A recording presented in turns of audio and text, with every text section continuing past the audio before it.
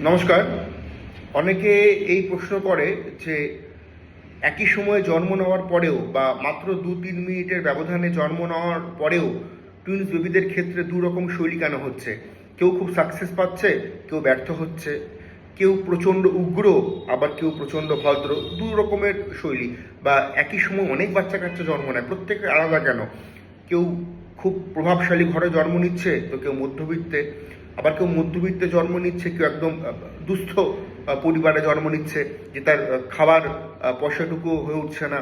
তো বিভিন্ন বিভিন্ন ক্ষেত্র, তার কারণগুলো হলো, এক তো ডি60 চার্ট 1-2 মিনিটে চেঞ্জ হয়ে যায়, সেখানে সূক্ষ্ম বিচার করতে হয়।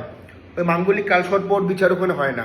মানে আপনি মাঙ্গলিক বলে ভয় দেখিয়ে দিলেন, কালসর্প বলে ভয় দেখিয়ে দিলেন, ওই বিচার ওখানে হয় না।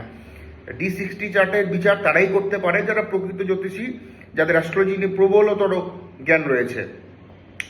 আরেকটা আমাদের কর্মফল, আমাদের যেটা জন্মকুণ্ডলী, সেই জন্মকুণ্ডলী আমরা প্রারব্ধে যা ফল করি সেটি আমাদের জন্মকুণ্ডলী, এটা মাথায় রাখতে হবে।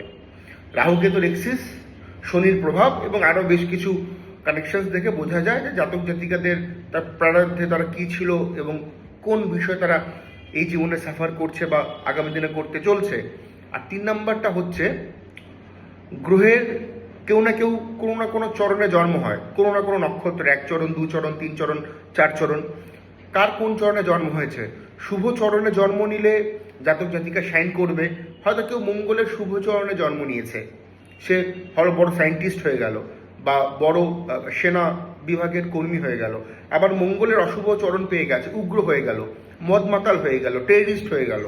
গ্রহটা একই, চরণের ডিফারেন্টের জন্য। বুঝতে পারলাম? তো এই হলো 3টে রিজন। নমস্কার।